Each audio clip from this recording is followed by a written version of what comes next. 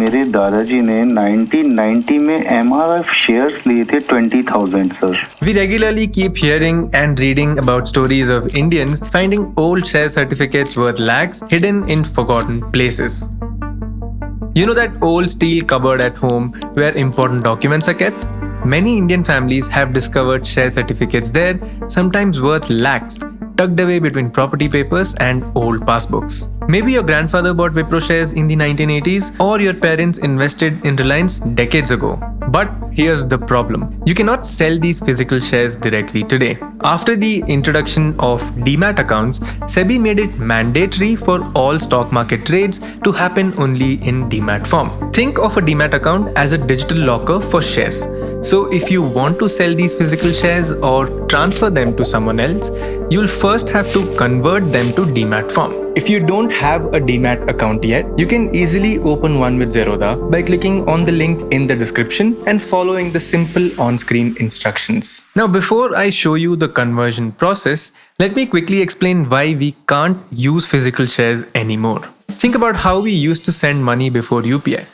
Remember going to the bank, filling forms, waiting in queues? That's exactly how share trading worked with physical share certificates. Every time someone bought or sold shares, they dealt with couriers carrying valuable documents, risk of certificates getting lost or damaged, weeks of waiting for transfers, signature mismatches causing rejections, and worst of all, forgery risks. In 1996, India introduced the demat system through NSDL, basically email for your shares.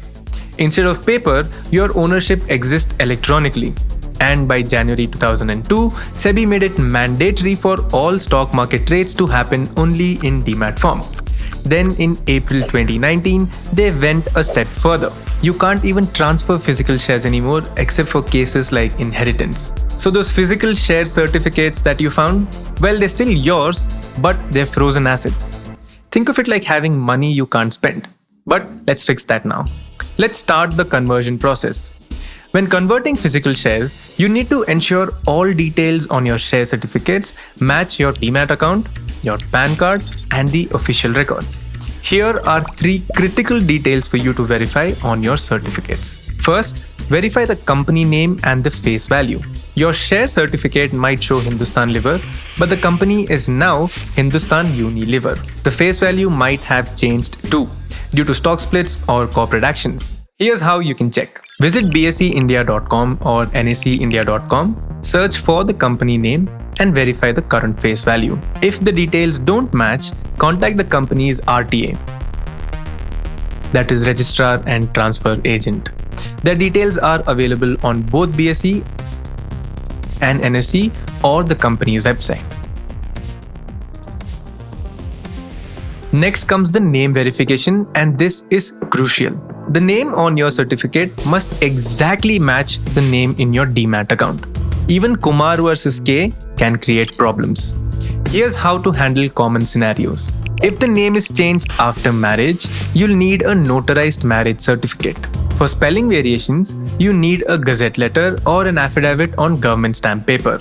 The affidavit must clearly state that the name on the demat account and the share certificate belong to the same person. And if you have multiple companies with name issues, you'll need notarized copies of the affidavit for each company. And here's a critical detail people often overlook. If the shares are held jointly, like Karthik and Sunita, the same sequence must exist in your demat account.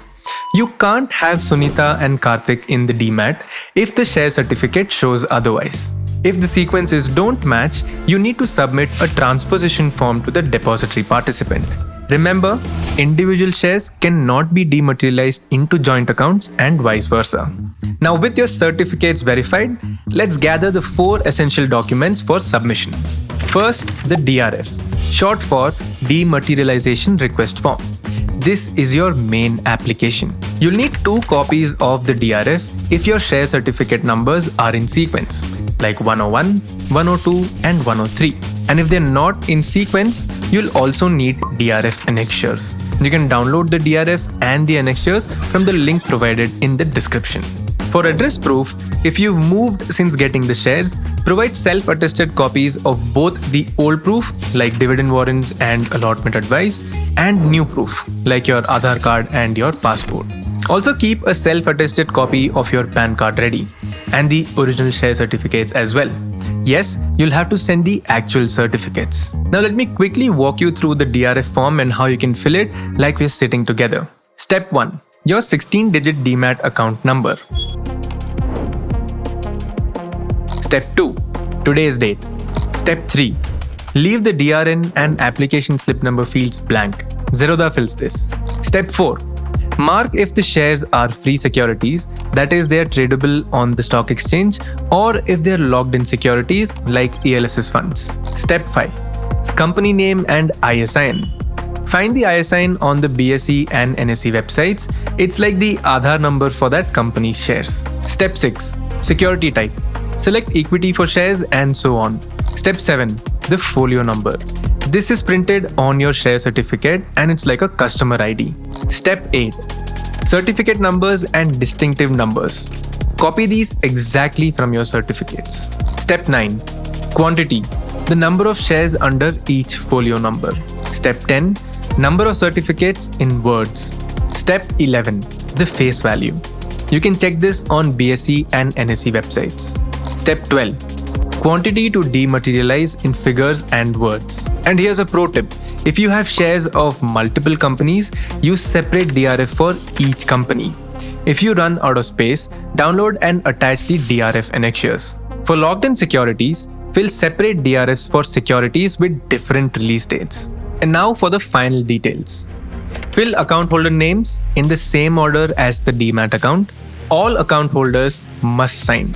Signatures should match those registered with Zerodha and the company's RTA. If you want to check the signature that you've submitted at Zerodha, you can also do that on console. Leave the participant authorization and acknowledgement sections blank. Before sending the documents, verify everything by creating a ticket at support.zerodha.com. This creates a reference number and helps us track your submission. We'll look at all the documents you've submitted and let you know if anything is missing. And once we confirm that everything is good, you can then courier the hard copies to the address shown on the screen. Let me give you all the costs involved in the dematerialization process. It's 150 rupees per share certificate, and you'll also have to pay 100 rupees for courier charges per dematerialization request. This is because we have to courier all the forms to the RTA. And 18% GST is applicable on the total amount. Let me give you a real-world example so that you understand the charges better. Let's say you have 5 share certificates, so that would cost you 750 plus 100 for the courier charges plus overall 18% GST on this. So the total would be 1003 rupees. The RTA takes up to 25 working days to complete the dematerialization process. Once the shares are dematerialized, manually update the buy average on console for accurate tax calculations. Check the link in the description for instructions. Now here's one final verification you need to do before you send the documents. Some shares might be on CDSL's pending list and they cannot be converted until they are removed from the pending list. Check the link in the description to verify your company's status on CDSL's pending list. If your company appears on this list, contact the company's RTA to confirm the current processing status before submitting your documents. If the RTA confirms they are actively handling the dematerialization requests, you can proceed with document submission alongside their written confirmation. If the RTA reports that they've temporarily suspended processing the dematerialization request, you'll need to wait until CDSL removes the company from their pending list. And that's it. Follow these steps carefully, double check your documents, and in about 25 days, your physical shares will be in your demat account. If you need any help during the process, please feel free to reach out to our support team. The details will be shown on the screen. Investments in securities market are subject to market risks. Read all the related documents carefully before investing. Brokerage will not exceed SEBI prescribed limits.